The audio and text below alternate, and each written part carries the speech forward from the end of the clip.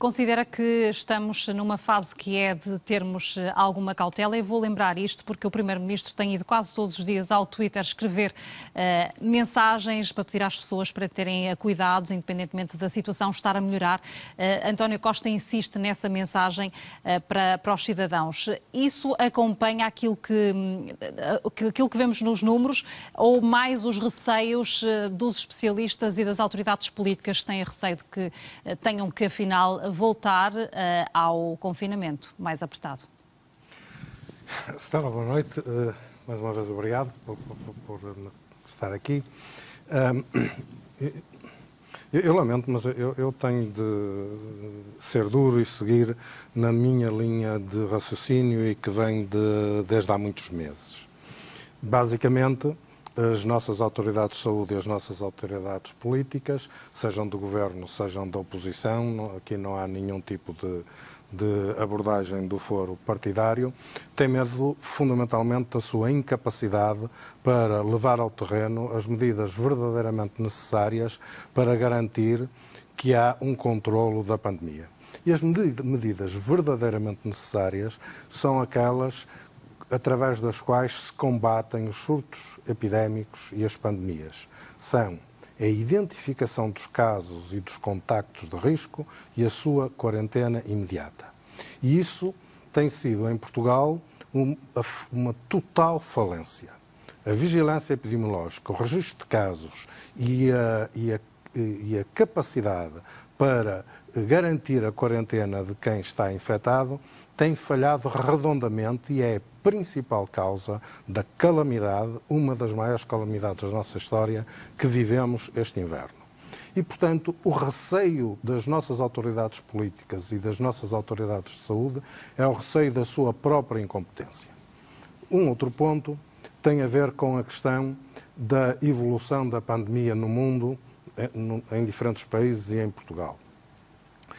Primeiro ponto, o RT, esse índice de transmissibilidade, quando o número de casos começa a descer tão abruptamente como desceu em Portugal, e refira-se que o número de casos em Portugal, o número de casos por dia, novos casos por dia, desceu tão abruptamente quanto subiu nesta terceira onda, o que traduz algo que está para além das questões relacionadas, quer com aquela desculpa esfarrapada da ceia de Natal, quer com o efeito do confinamento na evolução do número de casos. É uma impossibilidade técnica que seja assim, como as nossas autoridades foram dizendo ao longo do tempo, mas esta descida abrupta no número de casos implica, objetivamente, uma descida extraordinária do RT.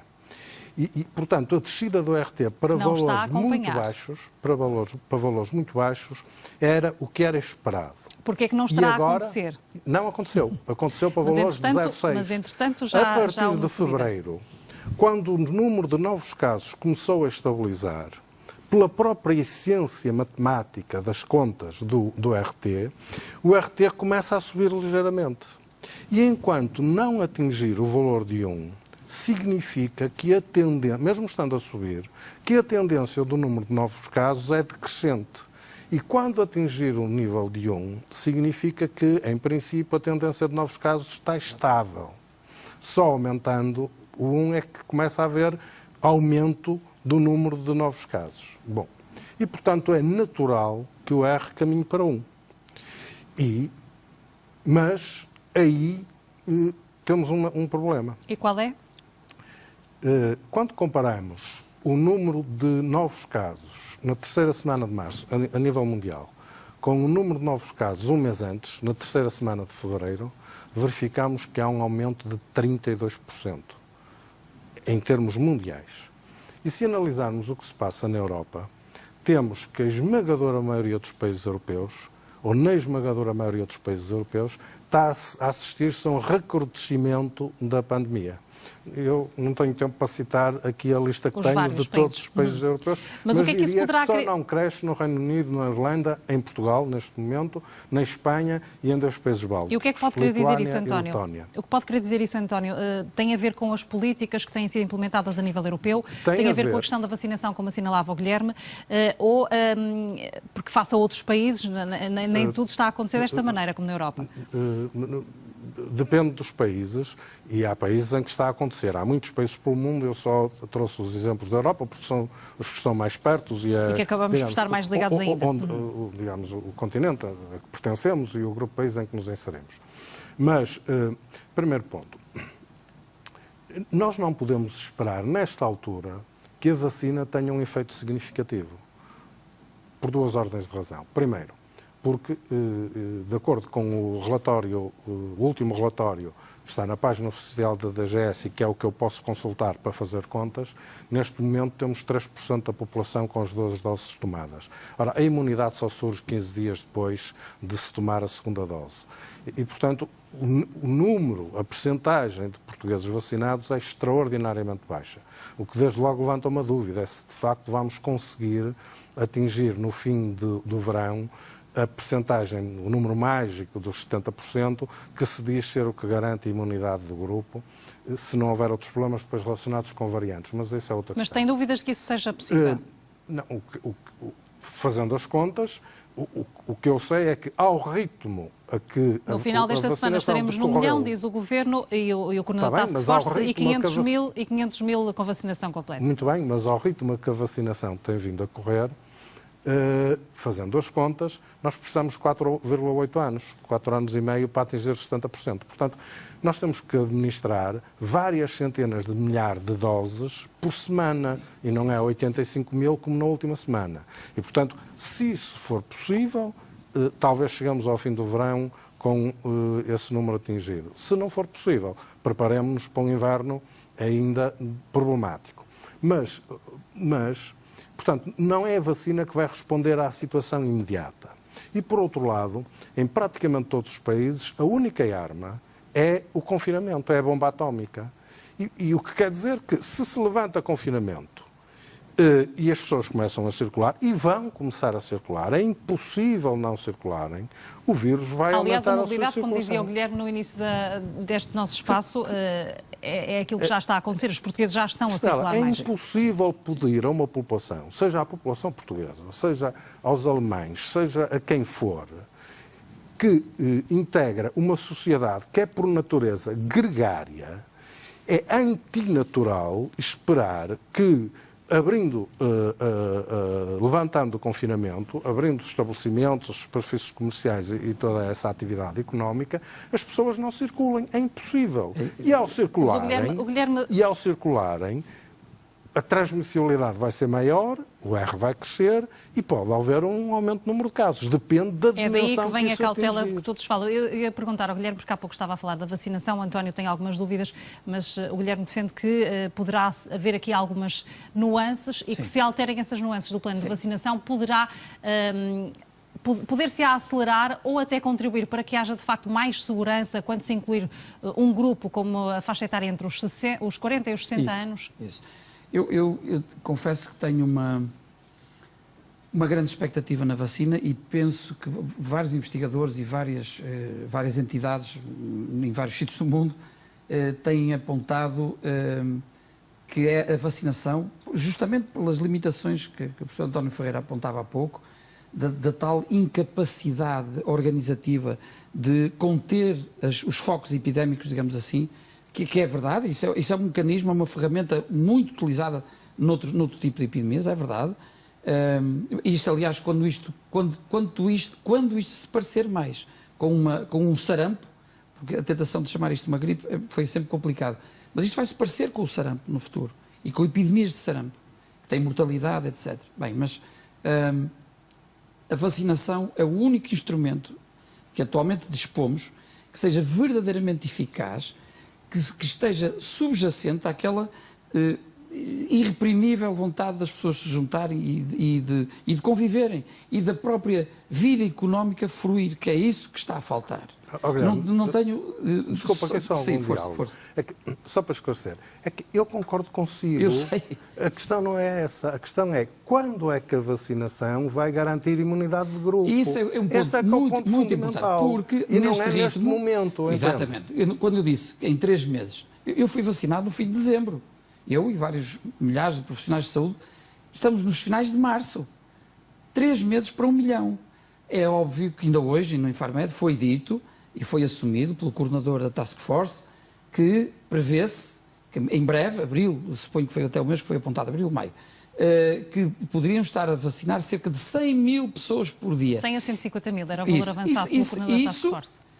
Eu diria até de outra maneira, assim é que é falar, porque era o que eu teria esperado até agora. Mas falta perceber se temos ainda a capacidade de colocar em marcha uma operação dessas. Eu penso que não será esse o fator limitante. O fator limitante é a disponibilidade da vacina. E é aí que eu acho que nós como país e como parte integrante da Europa, falhamos no sentido da pressão que devíamos ter exercido.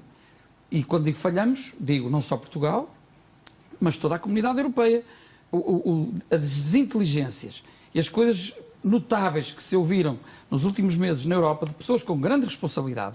O presidente francês, o Dr. Macron, disse publicamente, ainda antes de ter havido qualquer dúvida sobre as vacinas da AstraZeneca, disse, como toda a gente ouviu, vacinar acima dos 65 anos, não. Ele disse, sem nenhuma base científica para o dizer.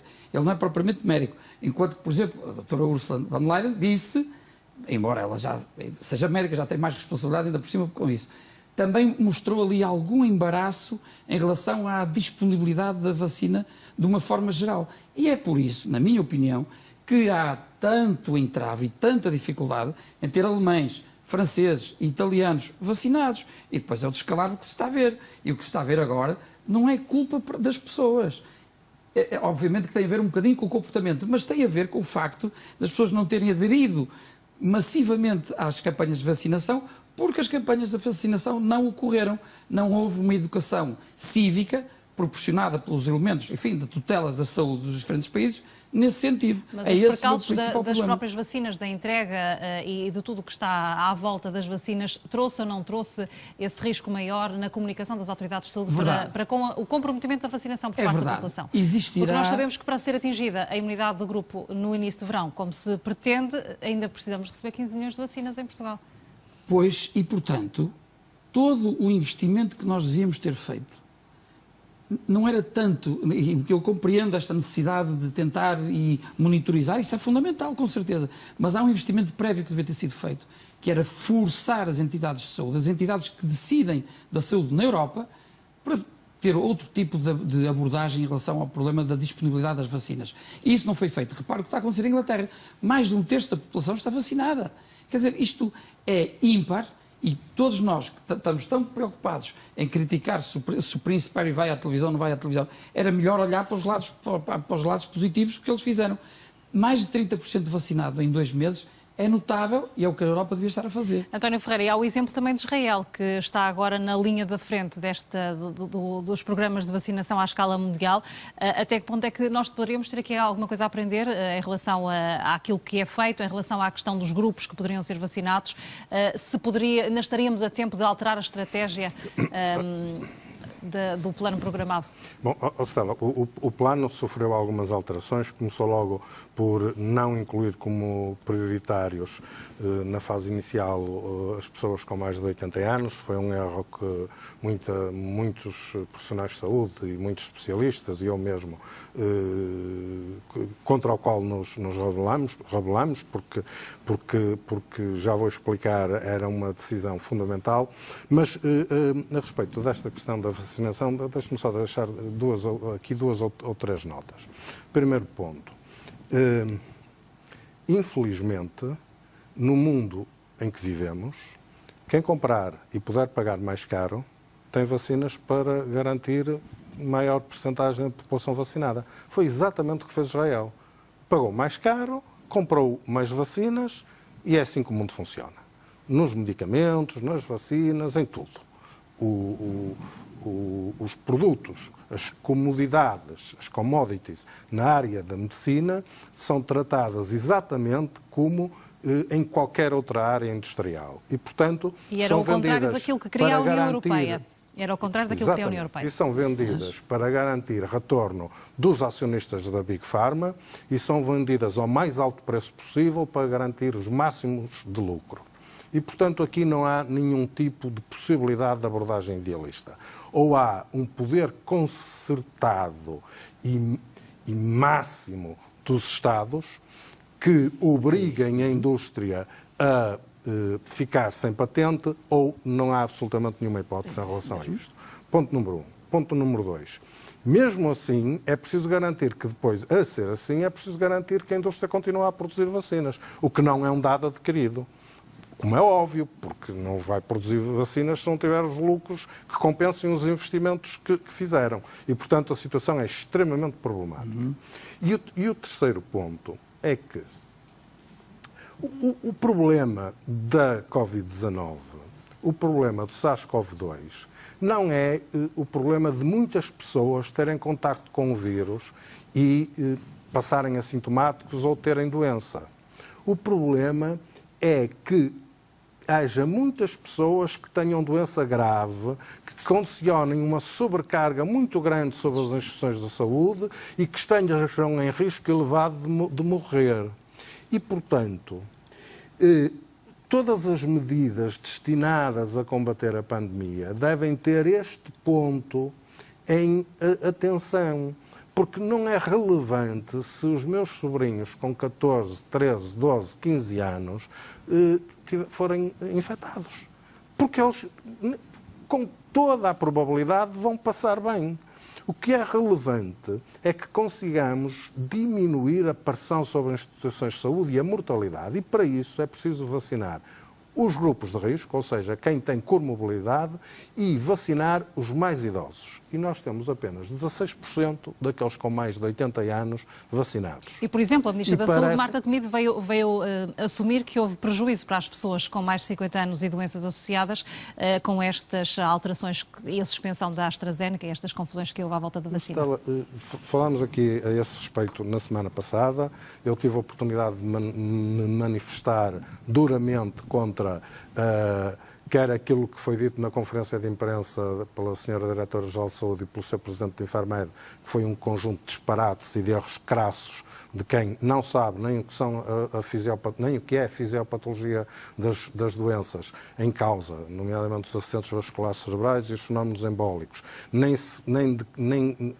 de quem saiba o que é que são efeitos adversos, porque a Sra. Diretora-Geral de Saúde mostrou não fazer a mínima ideia do que é um efeito adverso de um medicamento, e o disparate que foi a suspensão da vacina, porque era totalmente desnecessária, era errada, não tinha nenhuma fundamentação científica e só criou dúvidas nas pessoas, só criou dúvidas na população e pôs em causa o próprio programa vacinal.